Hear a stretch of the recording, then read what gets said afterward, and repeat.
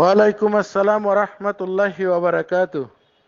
আলহামদুলিল্লাহি ওয়াহদা ওয়াসসালাতু ওয়াসসালামু আলা মান লা নাবিয়্যা বা'দা। সম্মানিত দিনী ভাই, সৈয়দ সাইফুদ্দিন সালাহ ভাই, আপনার জানার বিষয় হচ্ছে আমরা যে বেতেরের সলাতে যে কুনুতে নাজেলা এবং দোয়ায় কুনুত এটা যে আমরা পড়ি, এর পরে কি বাংলাতে দোয়া করতে পারবো কিনা, মুক্তাদি অথবা ইমাম, এই বিষয়টা বিস্তারিত জানতে চেয়েছেন। জাযাকাল্লাহ খায়ের। সম্মানিত দিনী ভাই, সুন্দর একটা প্রশ্ন। দেখুন, আমরা যদি বিশ্বনবীর সুন্নাত অনুসরণ করি এবং মতানৈক্যের ঊর্ধ্বে যদি আমরা থাকতে চাই, তাহলে সেই ক্ষেত্রে আমরা বাংলাতে দোয়া করব না। কারণ এই সুন্নাত এবং নফল সালাতে দ্বিমত রয়েছে। একদল বলেছে বাংলাতে মাতৃভাষায় করা যাবে, আর এক দল বলেছে করা যাবে না। তাহলে সেই ক্ষেত্রে আমরা মতানৈক্যের ঊর্ধ্বে যদি থাকতে চাই, তাহলে আমরা এটা করব না, আমরা আরবিতেই দোয়া করব। যেমনটা ধরুন, এই যে কুনুতে নাজেলা যেটা আমরা পড়ে থাকি, যেমন আল্লাহুম্মা হদিনা ফিমান হাদাইত, শুধু যদি কোনো ব্যক্তি যদি এতটুক মুখস্থ করে যদি এই সলাতের মধ্যে যদি তিনি হাত তুলে মুনাজাত করেন, এই দোয়াটা করেন, তাহলেই তো যথেষ্ট তার জন্য। এটার মানে হচ্ছে কি, আল্লাহুম্মা হদিনা ফিমান হাদাইত, হে আল্লাহ, আপনি যাদেরকে হিদায়ত করেছেন তাদের মধ্যে আমাকেও হিদায়ত দিন। তো এই দোয়াটা যদি কবুল হয়ে যায়, এতটুক যদি কবুল হয়ে যায়, যদি হিদায়ত পেয়ে যায়, তাহলে তো সে সার্থক, সে সাকসেসফুল। কারণ হিদায়ত কার পক্ষ থেকে আসে? একমাত্র আল্লাহ সুবহানাহু ওয়া তাআলার পক্ষ থেকে আসে।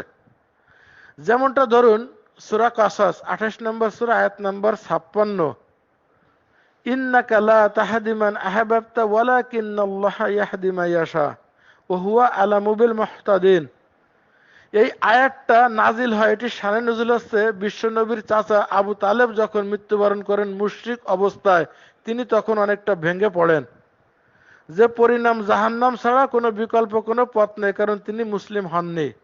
এই জন্যই এই আয়াতটা আল্লাহ সুবহানাহু ওয়া তাআলা নাজিল করেন যে আপনি যতই আপন মনে করেন না কেন, যে যতই আপন মনে করেন না কেন, যাকে পছন্দ করেন সে হিদায়ত যে পাবে এমন কোনো কথা না। হিদায়তের মালিক একমাত্র আল্লাহ সুবহানাহু ওয়া তাআলা, এবং তিনিই জানেন কে হিদায়ত প্রাপ্ত হবেন। তাহলে এখান থেকে বোঝা যাচ্ছে কোনো নবী রাসূলেরও কোনো হিদায়ত দেওয়ার কারোর কোনো ক্ষমতা নেই, একমাত্র আল্লাহর হাতে হিদায়ত। আর কোনো ব্যক্তি যদি হিদায়ত পেয়ে যায়, যেহেতু ওনার চাচা জাহান্নামী, সর্বনিম্ন শাস্তি একটা আগুনের জুতা পরায় দেওয়া হবে, তাতে মাথার মগজ টকবক করে উঠতে থাকবে, আমরা সকলেই কম বেশি জানি। তাহলে তিনি হিদায়ত পান নেই। আর এর বিপরীতে হচ্ছে জান্নাত, যারা হিদায়ত পাবে তারা জান্নাতে যাবে ইনশাআল্লাহ। তাহলে এখান থেকেই কিন্তু স্পষ্ট যে এতটুক দোয়া যদি আল্লাহ কবুল করেন তাহলে যথেষ্ট। তাহলে আমরা কি করব? আরবিতে দোয়া করার চেষ্টা করব, আর এইটা মুখস্থ করতে হয়তো 10-15 মিনিট লাগবে। এরপরে আরো বেশ কিছু কথা রয়েছে, ও আফিনা ফিমান আফাইত, ওয়া তাওয়াল্লানি ফিমান তাওয়াল্লাইত, ওয়া বারিক লি ফিমান আতাইত, ওয়া কিনি শাররা মা কাদাইত। এরপরে যেটা বলা হয়েছে যে আপনি যাদেরকে নিরাপত্তা দান করেছেন, তাদের অভিভাবক গ্রহণ করেছেন, আপনিও আমাকে তার মধ্যে অভিভাবকত্ব গ্রহণ করুন। এই তারপরে বরকত দান করুন, তারপরে আপনি যা ফয়সালা করেছেন কল্যাণের সমস্ত কিছু দান করুন, মানে সুন্দর সুন্দর সমস্ত অর্থ রয়েছে। তো এই জন্য আমরা মতানৈক্য এড়াবার জন্য আর বিশ্বনবীর সুন্নাত অনুসরণ যদি আমরা করতে চাই, তাহলে আমরা সামান্য অল্প করব, তাতেই যথেষ্ট, আলহামদুলিল্লাহ। এরপরে আসুন ফরজ সালাতের বিষয়। ফরজ সালাতে বাংলাতে দোয়া করা যাবে না, মাতৃভাষায় আরবিতে করতে হবে।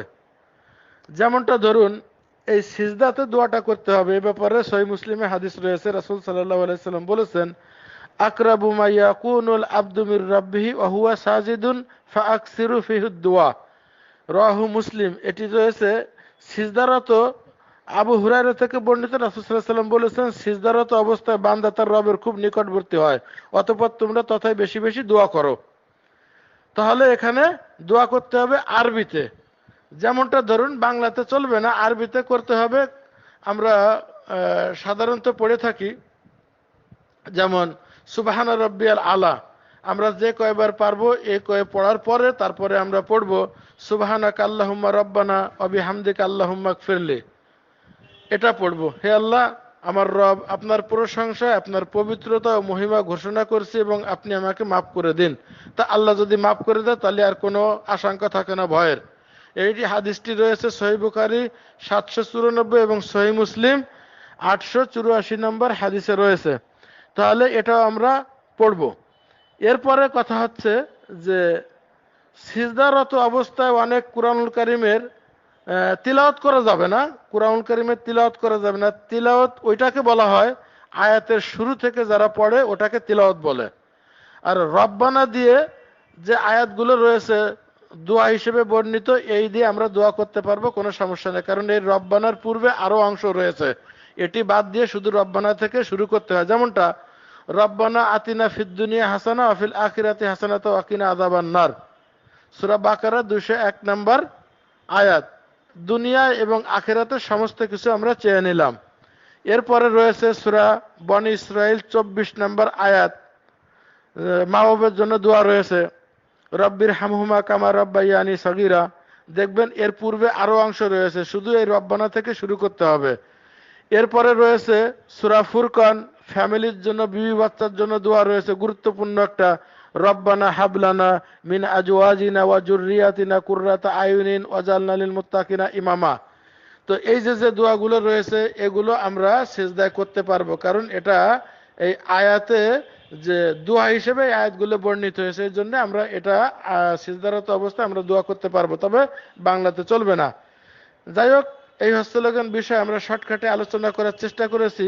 আশা করি আপনি বুঝতে সক্ষম হবেন এবং আপনি সহ আমাদের সকলকে যেন হকটা সঠিকটা জেনে বুঝে আমল করার তৌফিক দান করেন। আমিন। আল্লাহু আলাম বিসসাওয়াব। আসসালামু আলাইকুম ওয়া রাহমাতুল্লাহি ওয়া বারাকাতুহু।